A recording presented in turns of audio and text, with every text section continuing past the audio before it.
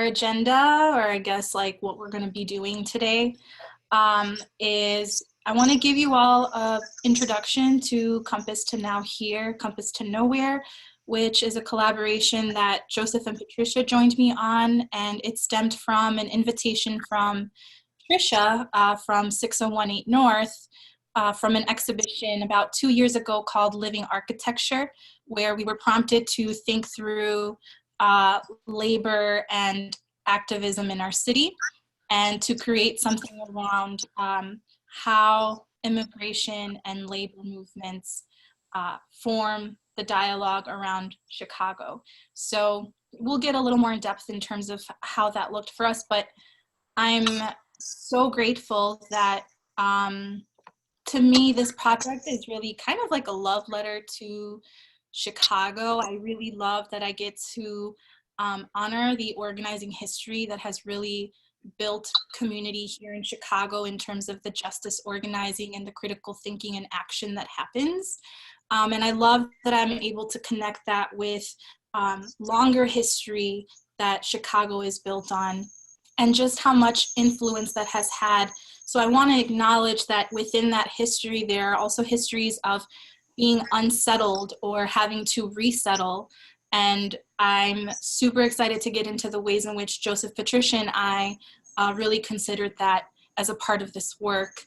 But one big takeaway for me was just how, regardless of the unsettled or resettlement or the settlement that has happened, the folks that I know, the folks that have done organizing and justice work here in Chicago, we've really learned how to embody the core collective values, and it's really influenced the ways in which we choose to move in the city.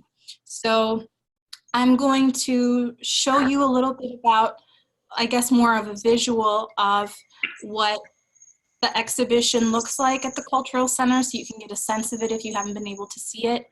And I'm going to turn it over to introductions for Patricia and Joseph, so that while I get this going for you all, you can also get a sense of the exhibition. Well, one thing before we start, Silvia, do you want me to share the link for the slideshow so that everyone can maybe have it, and also the folder? Yeah, that would be awesome. Cool. So, hey everyone, I'm Joseph. My name is Josue Mora. I'm a visual artist. I do printmaking, performance art, drawing, painting, a little bit of everything. I focus a lot of my work on labor and but also labor within in the lens of undocumented people, as I myself am undocumented and a DACA recipient, and I'm very comfortable saying that. I'm very open with my status too. So yeah, so my work deals, I think that's how I think I relate a lot to the project that Silvia invited me to do with her and Patricia. So yeah, and just I'll be adding some links on the side. This first link that I'll be adding right now is the slideshow, and then this second link, sources. The second link is a folder with a lot of resources. My bad, I should have labeled it. But yeah, the second link after the slideshow is a folder with different resources. Oh, and also I co-organize undocumented projects, and I can talk more about that when it's my turn to speak more. I don't want to take too much time.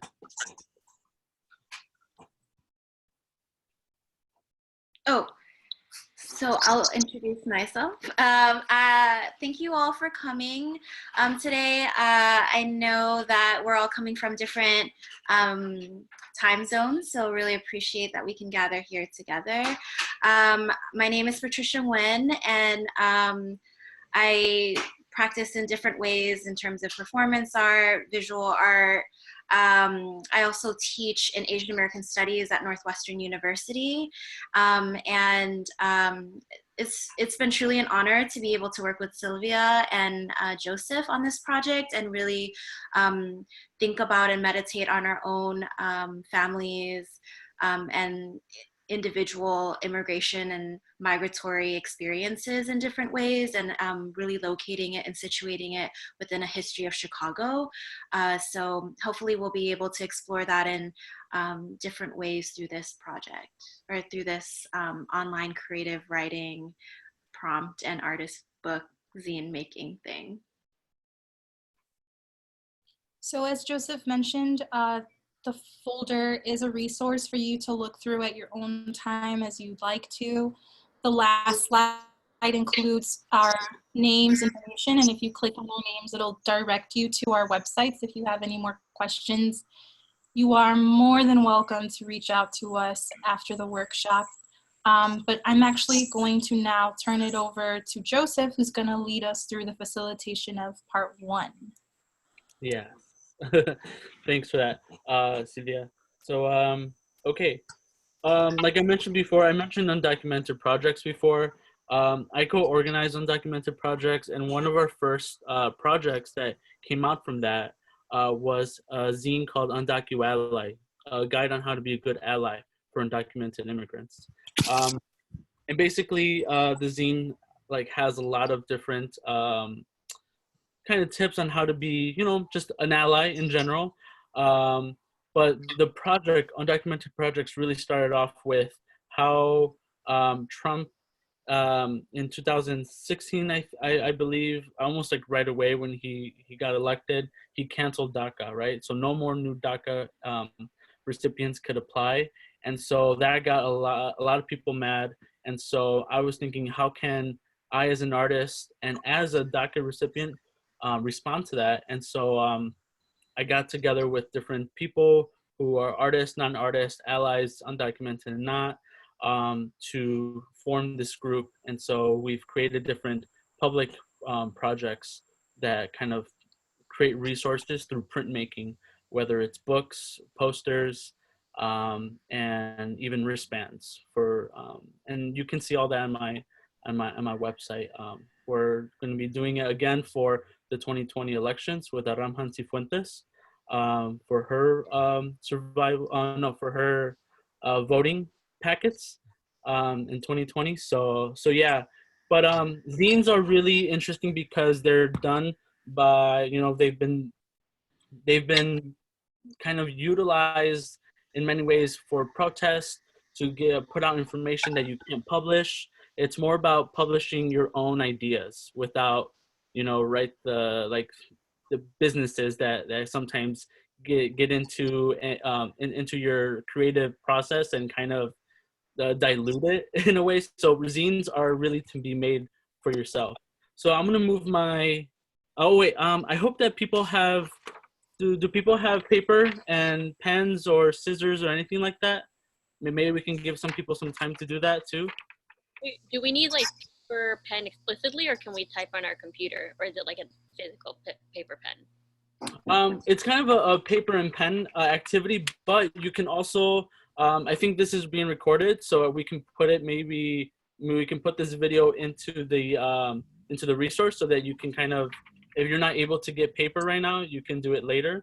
But we can give a few minutes to people so that they can get paper, pens, markers, or scissors, whatever. Okay, sounds good. Give me like 2 seconds. Yeah, no problem. Sorry, I should have started off with that. My bad, y'all. Hey, Crystal. I also, inside of the chat box, put in oh, I realize now that I sent that privately. Let me try that again. I posted the how to make a zine. There's a YouTube tutorial if you want to watch it on mute. And there's also a how to make a zine from the National Mexican Museum of Art resource. And obviously, Joseph, who is an incredible zine maker, will lead us through the process. Thanks, Silvia. Although Patricia has the Bible of zines, so.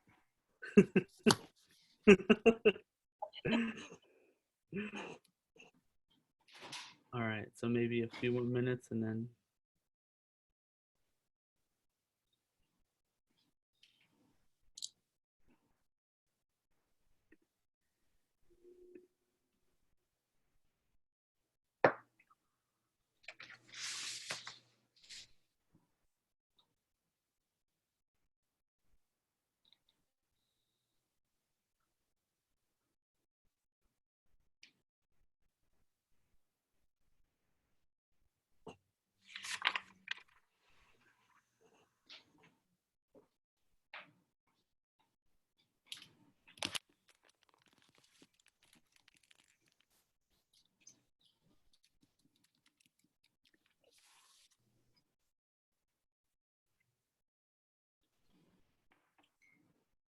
All right, cool. Awesome, cool. All right, so we're gonna go ahead and get started. I saw a message that we're set. Okay. All right, so I'm gonna move my camera down here. Can everyone see this paper? Yes. Yes, awesome. Okay, so what's really cool about zines too? Oh, sorry. Hey, what's up? All right, so what's really cool about zines is that you can use any paper really, you know, thick or thin, almost, you know, just like even tissue paper is fun to do. Zines are all about kind of experimenting. So go ahead and take your paper and fold it in half, hamburger style. And you can use your finger to make a nice crease. If you have a bone folder, go ahead, but you know, no pressure. Right now, we're just kind of folding in half. So almost like a book. So just fold in half. Okay. Yes, and then Silvia and Patricia are also kind of showing you how to do it too. So now the next step is that I would fold it over and have this little mountain. So this little mountain facing up towards you. And then you want to take the edges and have the edges of the paper meet the little mountain.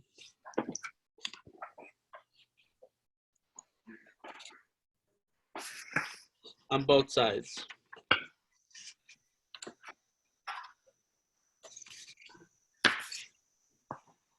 So in the end, you get kind of like 4 columns.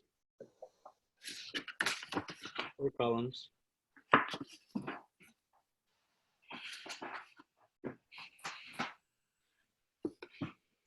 So it's almost like also doors too, if anything, you know, like 2 doors.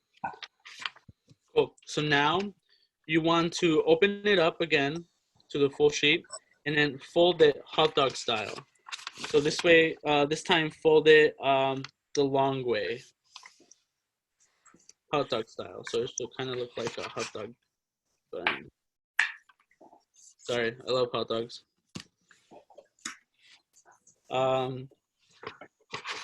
Cool. So now that you have that hot dog style fold, and feel free to stop me if I'm going a little bit too fast or if you have questions. Yes, I'm already hungry. I'm always hungry. This quarantine is making me hungry. All right, so now that you have all these folds, you want to fold it in half, again, the hamburger style. And this is where it gets kind of tricky and very important. You want to get scissors.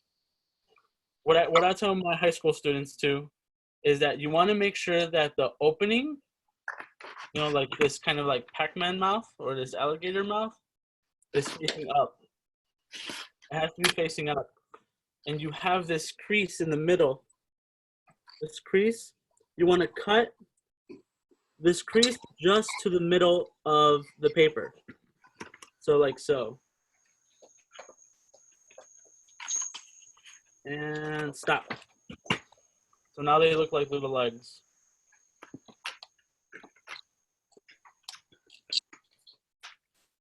And if you don't have scissors, you can use a straight edge and put it down and kind of rip it, you know, towards the middle. You can use an X-Acto knife.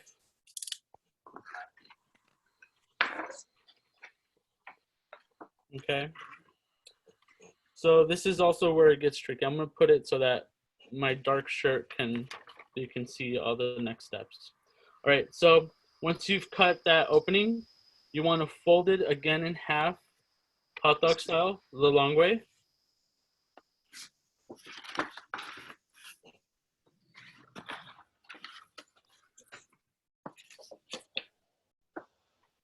And it can stand on its own. And if you have the middles kind of coming out like an accordion, that's good. So if yours kind of looks like this, that's totally cool. Now you can play the accordion.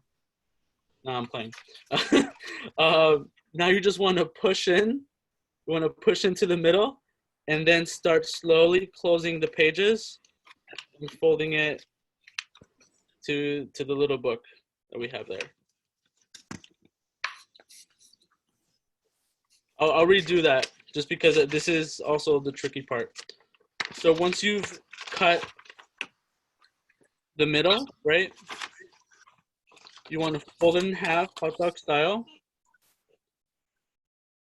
And then you want to push in if you have a little diamond. And then you start to kind of put the pages together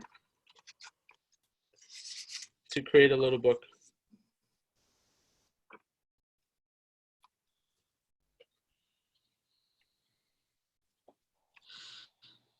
Does anybody have any questions?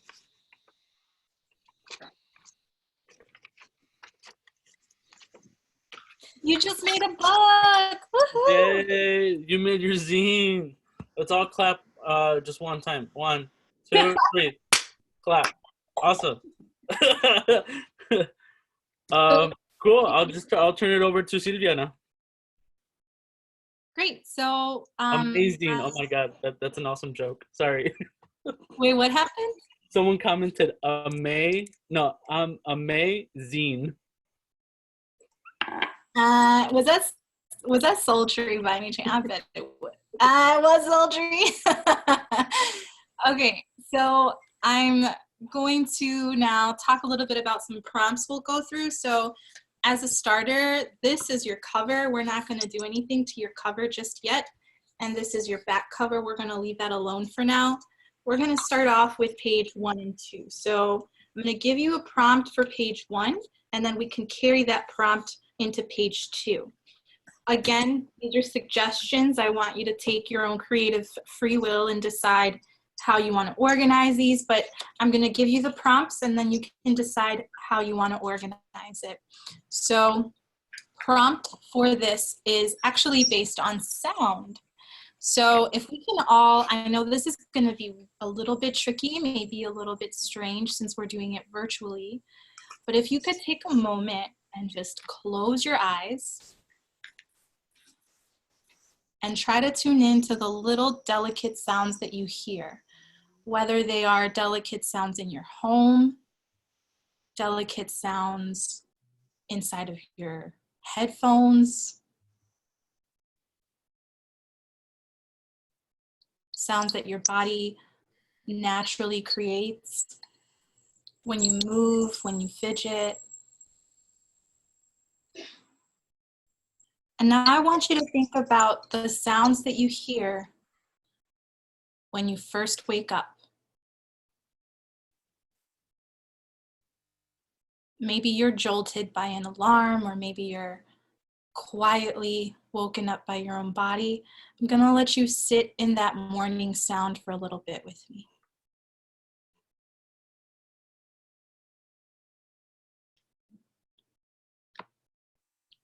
I want you to think about how the sounds that you hear throughout the day shift, whether in tone or maybe they shift in volume.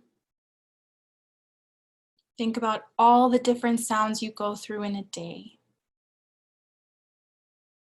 From the morning when you get up, to brushing your teeth, to having breakfast, splashing water on your face, whatever order you go in. Think about how those sounds change in the midday and how they start to shift as the sun goes down. And how the sounds change even at nighttime before you go to bed. I want you to think about what sounds make up your home. What sounds make up your community?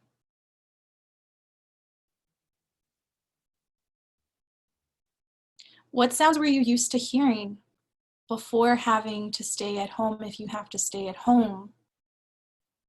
Or what sounds are you a little more attuned to if you have to leave home even today?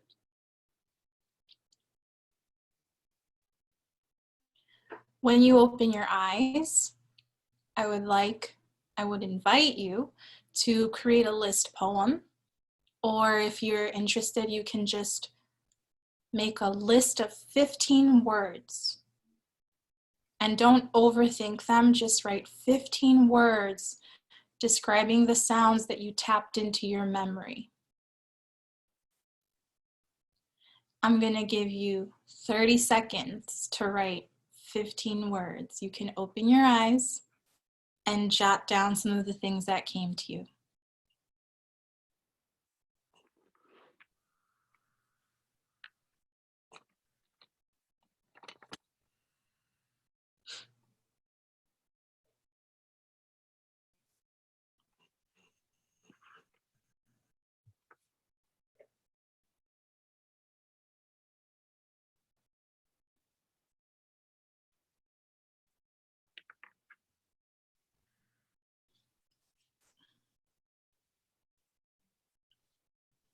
You have about 15 more seconds.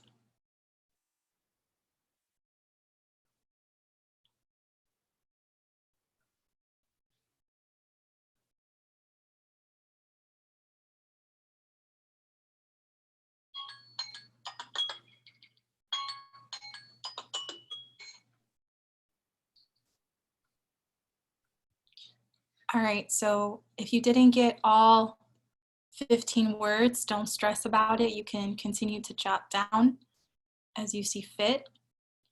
But I do want you to think about the sound that you'd like to focus on more than others. And I want you to think about why you're choosing that sound, whether it's because you want to tune into it more than usual or because it's the loudest one.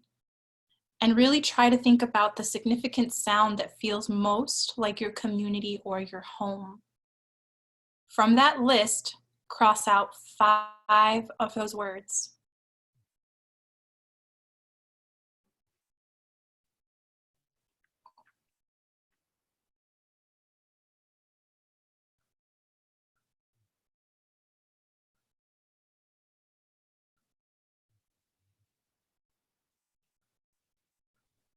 And then maybe just kind of, I'm gonna do this because I'm a teacher. Give me a thumbs up if you crossed out 5. Well, guess what? You're gonna cross out, wait, how many? You're gonna cross out 5 more. Cross out 5 more from that list. If you didn't get to write down 15, don't worry about it. Just try to cross out the ones that aren't as pertinent to the prompt of the sound that you want to emphasize.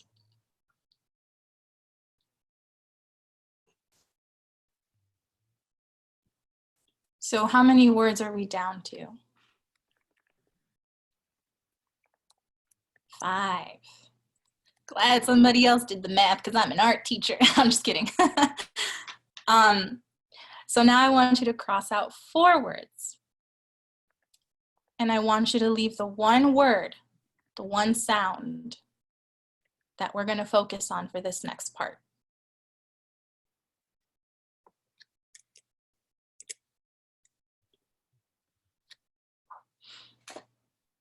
So we're going to do something with that sound. Or with that word, whether you did like an onomatopoeia, you did something like boom or something, or if you did maybe a word representing the sound like birds. I want you to repeat that sound and word at a rhythm with me over and over for 15 seconds. But on top of that sound, I want you to think of a gesture that can go with your sound. So for example, for me, one of the most impactful sounds I hear in the morning are birds chirping. It surprises me because there's construction happening by my building, and you know, we sort of create this like noise pollution that would sort of change the way that they act in this environment, but I'm surprised that I still hear them, that they're very persistent. So for me, I would maybe just do the word birds. And for my gesture, maybe I would just do this. Birds, birds, birds. So I'm gonna set a timer for 15 seconds again. And when you're ready to join the rhythm with me, feel free to join the rhythm with me. Birds, birds. Unmute your mics if possible so we can all hear. Birds. Russell. Boom. Russell. Boom, boom. Russell. Creek. Boom, boom. Creek. Boom, boom. Creek. Boom, boom. Creek. Boom, boom. Creek. Boom, boom. Russell. Boom. Creek. Boom, Russell. boom. Russell. Boom. Creek. Russell. Creek. Boom, boom. Creek. Russell. Creek. Creek. Russell. Boom, boom. Creek. Russell. Boom, boom. Creek. Boom, boom. Creek. Boom, boom. Hi. Creek. Thank you so much for joining on this part. I'm so glad y'all are down to experiment. I'm so excited. Now, on the next page, we just did the sound page. On the next page, I want you to think of the sounds that you might have heard other people echo, or maybe the sounds that you crossed out, or maybe that one sound you want to just keep focusing on. And I want you to create some kind of gesture drawing. So think of it as an abstract drawing with lines. We might need to mute our mics now because I think I hear some extra. So what I'm inviting you to do now is to create some kind of gesture drawing of that experience that we just shared. You can think of it as a free draw page, or you can maybe more factually just create abstract lines and label them. And that's really it. I just want you to create kind of like a drawn memory of what we just experienced or of the sounds that you hear. And I'm gonna give everybody about maybe like 2 minutes before we transition into the next part of the prompts.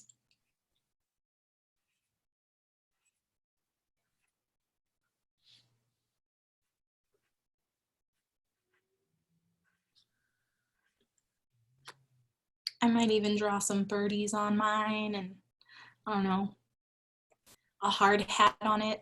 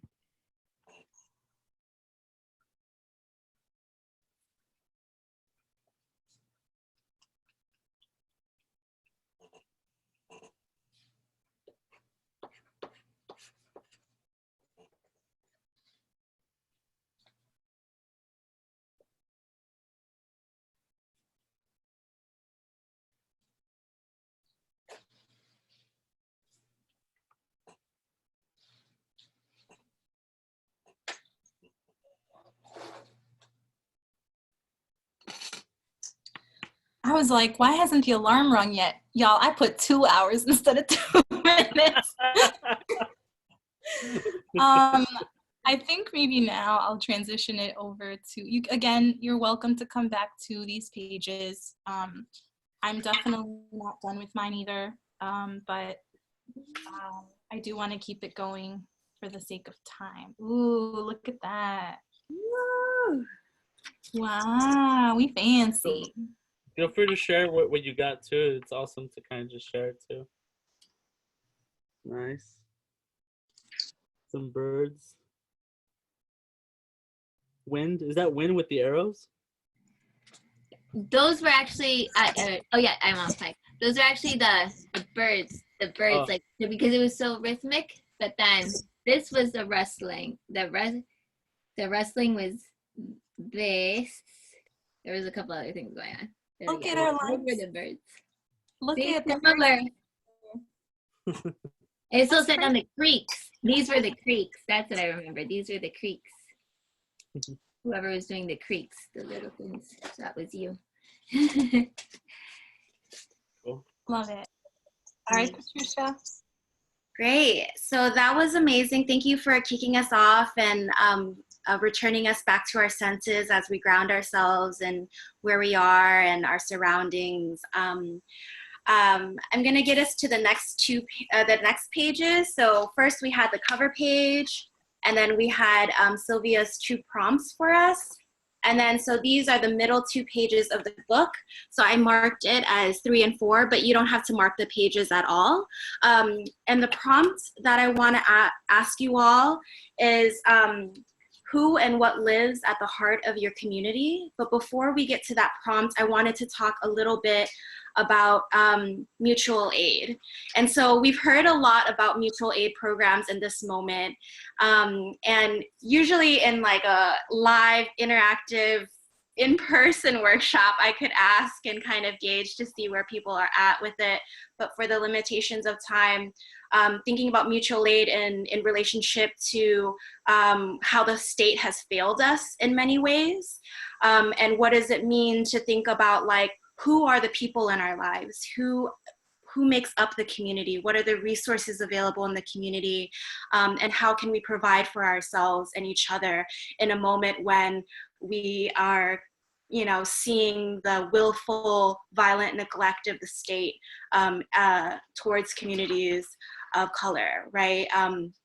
And we see it in relationship to the neglect of Native communities and the lack of access of water and healthcare.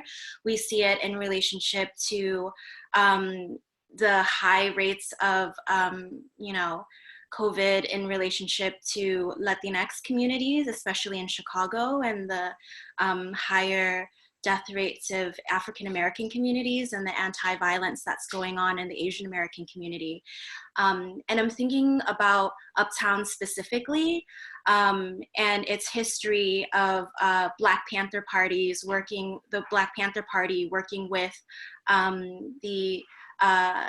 white Appalachians, poor white Appalachians, also thinking about the breakfast program that the Black Panther Party started, that is now the reason why we have breakfast programs in public schools, right? So that's informing this prompt in many ways in terms of thinking about the material realities that we have to face, but the material resources and assets that we all bring and that already reside in our community in many different ways. And of course, this doesn't kind of pull back on the pressure that we need to continue to put on the state in many ways to abolish all these systems but that have oppressed us, but to think about the heart and the love with which we connect and continue to sustain and support each other. And so this prompt is asking who and what lives at the heart of your community. And so what I'll ask you all to do is just to think about like who and what lives at the heart of your community, right? Meaning you can think about it geographically, you can think about it in the current place that you're living, you can think about it as like a more ideal place that you hope the world could be, but you can think about it in terms of how you might want to represent it in people, places, acts of care, food, as things that you could draw. So you would just use both pages and you could just draw these different of all the people, of all the places, acts of care, food, things that are significant, things that allow the community to sustain its livelihood, to continue to support each other no matter what the circumstances are. And so I'll give everyone about 2-3 minutes because of time, just to draw. And you can draw stick figures like me if you don't have the drawing skills, or if you have a more interpretive drawing skill, or you can focus on a more abstract symbolic representation of these people, places, acts of care.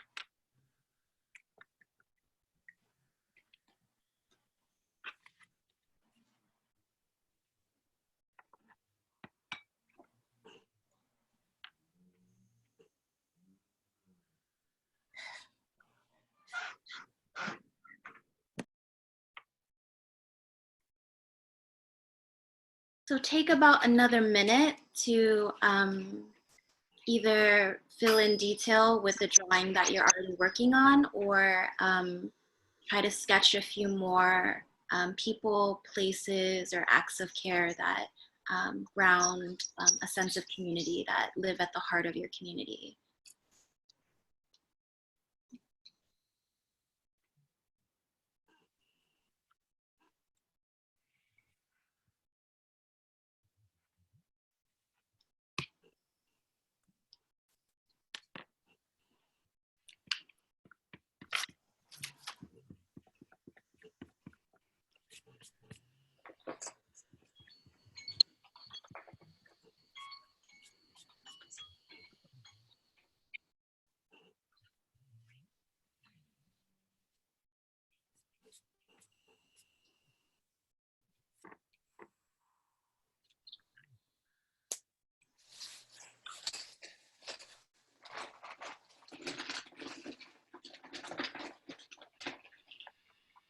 Take a few more seconds and we'll slowly come back to the larger group.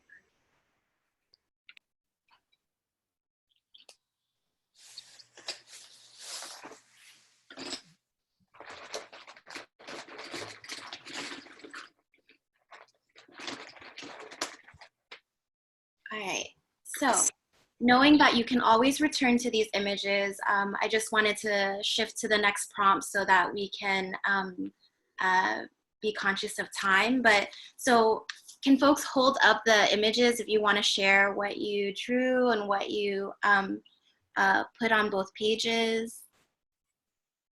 Oh, that's beautiful. Great. So the next prompt is actually a continuous line.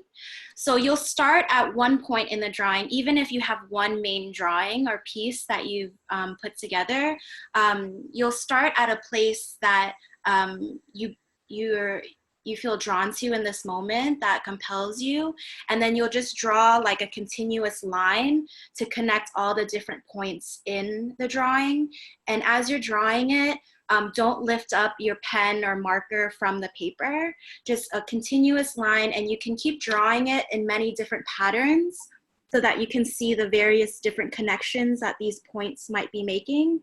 Even if you have one drawing, the main drawing, just thinking about the routes of circulation, routes of access, and the way that resources might be moving in and through these different points of what makes the heart of a community.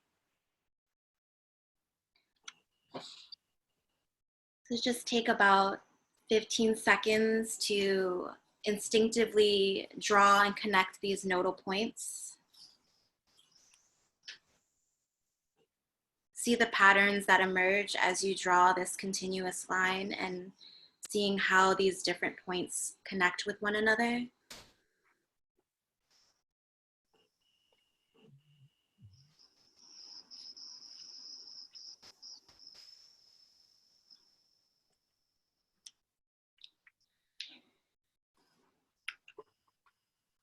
Do you folks want to share their images of the lines and the representation symbols of what is at the heart of their community? That's beautiful. Before we move on to Joseph's prompt, I hope that this kind of reminds us. So I wanted this to be the prompt that's at the middle of the zine, to think about, like, it's literally at the heart of the zine. It's at the center of the zine. When you open it, it's like that centerfold page, you know what I'm saying? And really thinking about, like, we're not just thinking about mutual aid or support and care and the redistribution of resources as an abstract concept, but it's really grounding it in, like, what are the material realities of the communities that we live in, and how have we found ways to share with one another and care for one another in these ways that the state has tried to control and manage in different ways, but we continue to resist, and we continue to create new ways of routes and routes of circulation and hustling resources for one another, and to ground us in this place of possibility. So thanks. And I'll kick it off to Joseph. Cool. Thanks, Patricia. So this next prompt is kind of I guess I'm going to tell a story first, and then I'll just ask you to kind of think about of your own kind of way of thinking about how you travel.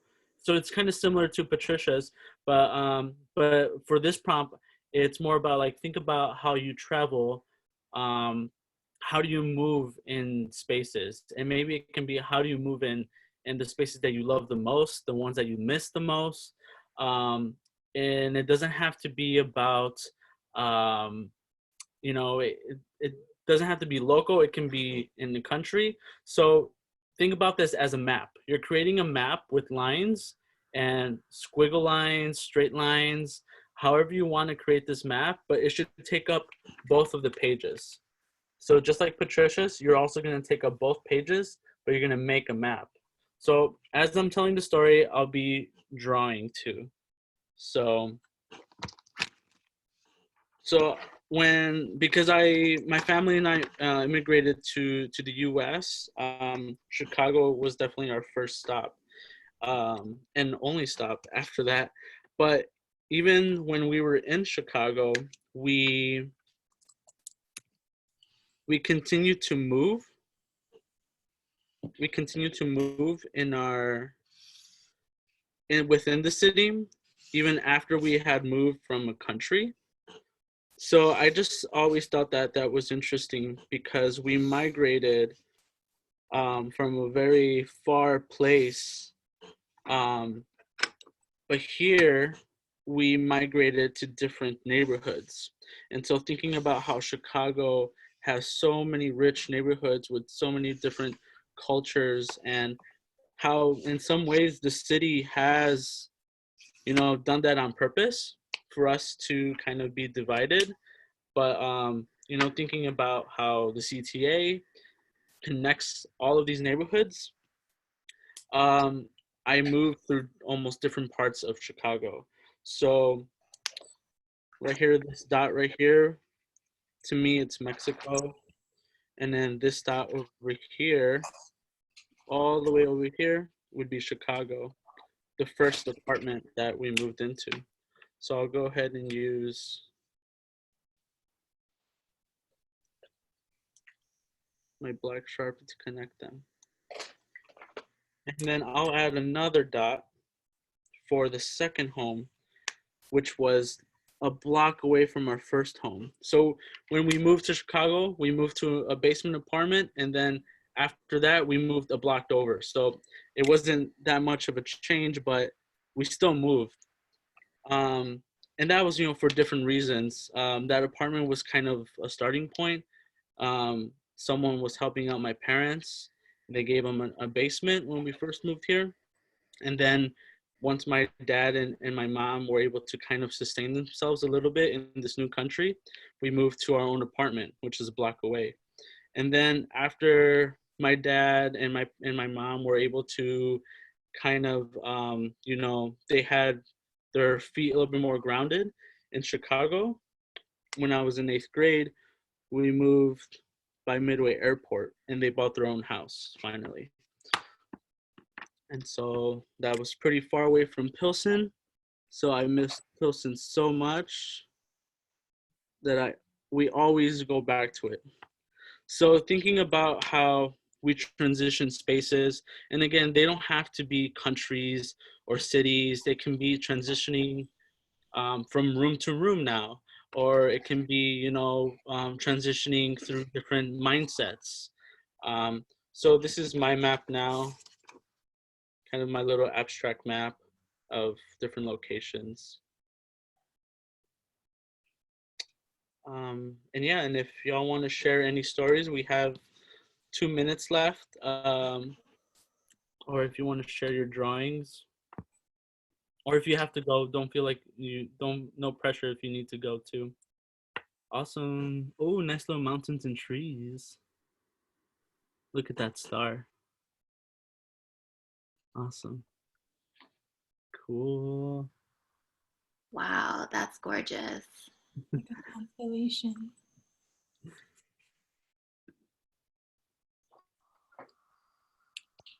Don't be shy, William. I'm not done yet. That's okay too. Sneak peek. Yeah, and like Patricia and Silvia kept saying that these are pages that you can always go back to and add on, erase, or whatever you need to do, or just make a new one, right? And that's the beautiful thing about zines, is that once you're done, you can add a cover, you can add a back cover, and if some people have access to a printer at home and a scanner, you can scan these and then mass produce them, and then you can sell them online.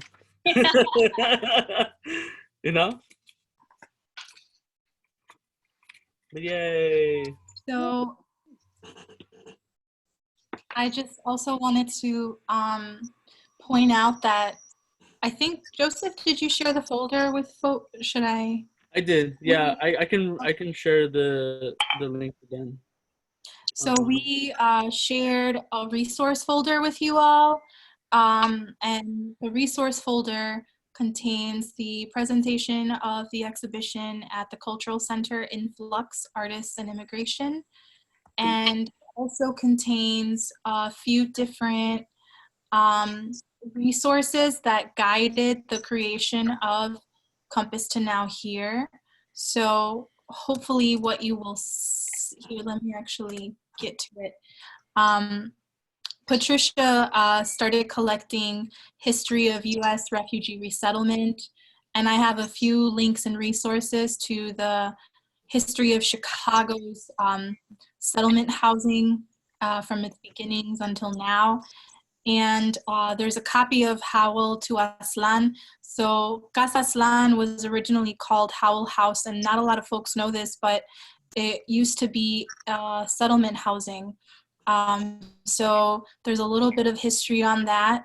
And also, I think I linked, so I linked you all to, it's a little bit sloppy because I haven't done anything to it in a while, but it is a list of the organizations and the activist groups that inspired the Compass to Now Here book. It is by no means a comprehensive list. If you all have any other folks or resources in the city that you feel have really shown up for folks in creating community space, please feel free to add them. If you have extra time and you want to organize this list so it looks cute and makes sense, you're more than welcome to contact me and be a part of that process. But I did shout out the American Indian Center. I do want to acknowledge that they have such a huge part of this city. And you can see also in the slideshow that I pointed out a few more historical facts regarding Native history here in Chicago. So if you kind of want to look into that some more. I included the land acknowledgement from the American Indian Center of Chicago, and right below it, there is a link to their website. I wanted to make sure that I also put out there that they are fundraising. So if you all want to be a part of that, you can, support the American Indian Center. But a lot of these places are now kind of like tackling the economy in a different way. So if you want to consider any of these places as folks you want to give either your time or money to, that is, I'm sure, always welcomed. So there's American Indian Center, Benton House, which was or is served Chicago for over 100 years in the Bridgeport community. Blocks Together, Chicago Freedom School, Free Street Theater, Free Right Arts and Literacy, which does work inside of JTDC, the Juvenile Detention Center. And all of this work spans across our city, y'all. And I think that part of what made this project so beautiful, and part of the reason why I love that we even created maps, is that we got us. We will always have each other. We're each other's magnitude and bond. And one of the things I enjoyed about making this book is seeing how Iman, which is the Inner City Muslim Action Network, is doing work over on the Southwest side, while, Illinois Coalition of Immigrant Refugee Rights is doing work also in Chicago. And the work isn't too, different from each other. The more that I read the value statements of these organizations across the city, the more I realized we have learned and we continuously embody our mission for justice and our mission for creating the healthy communities that we want to see in the world. So I hope that you'll look through this list, you'll think of things that you want to add, you'll reach out, and again, I look forward to seeing how this carries through for you later on.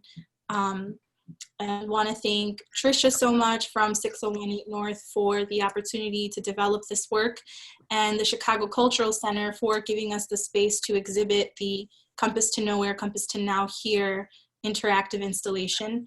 And obviously, my co-facilitators, Joseph and Patricia, for just delivering magic and really being the types of folks that a lot of our communities find support in. And of course, thank you so much for coming on a Sunday to think with us and to map with us and to create with us, an extension of what I hope will continue to be an archive piece for Compass to Nowhere, Compass to Now Here.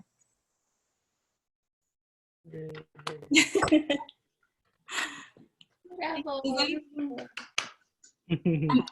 I want to be conscious of time. It's 4:04, but does anybody want to share feedback or thoughts, or maybe one of the prompts really resonated with you? I'd like to kind of hear from some of y'all, if that's cool.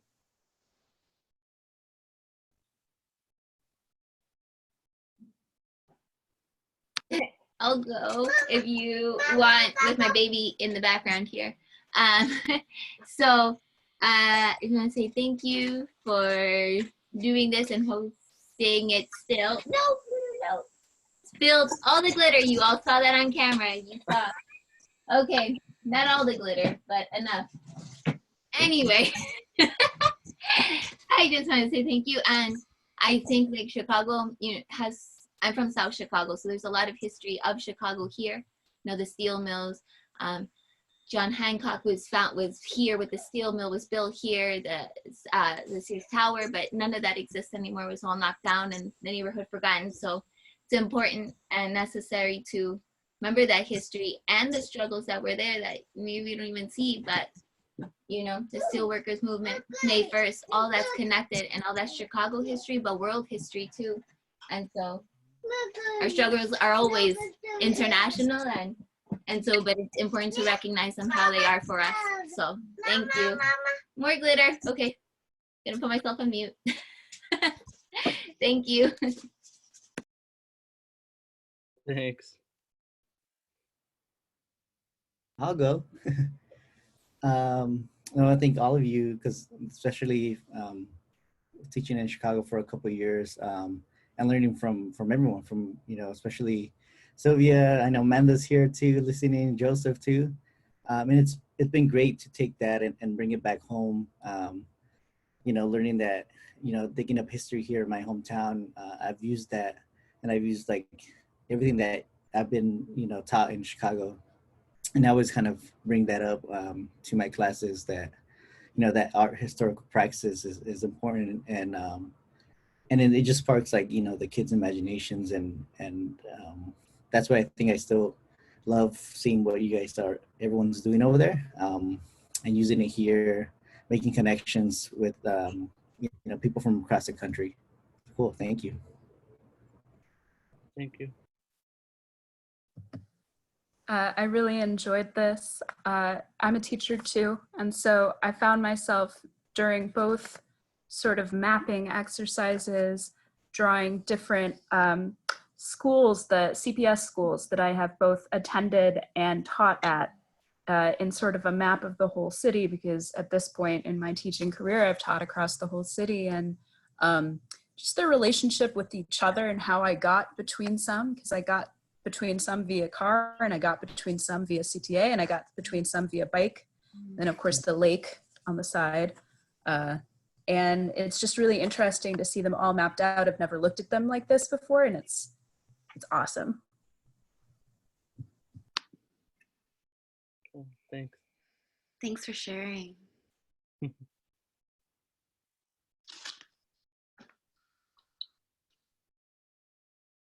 I think that that's really significant in terms of thinking about, like, not only are we thinking about the connective tissues between these routes, but like, how do we, as we're in shelter in place, right, or in quarantine, how do we think about mobility, and how do we think like about access to resources and how people really get around? And so, you know, hearing you reflect on like CTA, or, you know, different routes and modes of transportation, I think that that helps us think about the line as not only an abstract line of connection, but as thinking about the route, and like what resources it takes to even get from this point to that point. So thanks. I wanted to add that I also appreciated, I mean, on top of what everybody else said, I appreciated this like question of like, who lives at the heart of your community, and especially for like myself, who's kind of been displaced so much of my life, and like really trying to narrow down what that means. And then just kind of like being able to reflect on that a little bit, I think was really important, because it helps me kind of narrow down where my efforts should be focused, you know? And I think as like organizers and artists, we tend to kind of like overextend ourselves, and we want to help everyone and save everyone, and, you know, all these things that we're not necessarily capable of doing alone. And so I think that was just like a really good way for me to sort of like just be able to think about what it means to focus the efforts on my community and the people who need it the most. Absolutely. Thank you. Thank you all so much for this practice and ritual.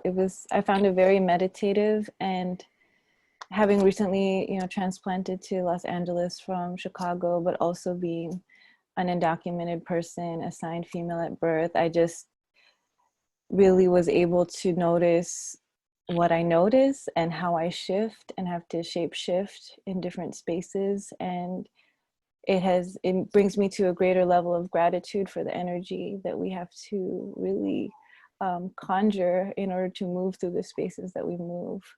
And yeah, I feel really grateful for each of you for this practice, because it's really grounding, and I needed it. Thank you. Thank you. Thank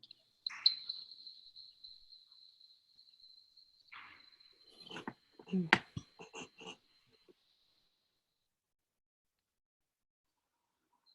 All right, well, if no one else wants to say anything, I'm gonna give you like 5 seconds to be like, me.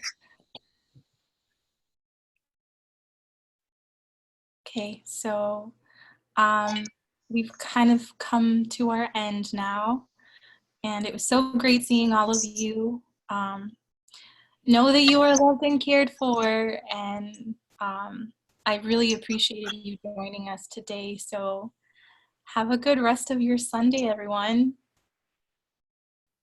Thanks, everyone. Bye. Thank you so Thank much. you so much for Thank sharing. you. you. Bye. Thank you. Thank It was you. like many. Bye. You said yes? Okay, bye.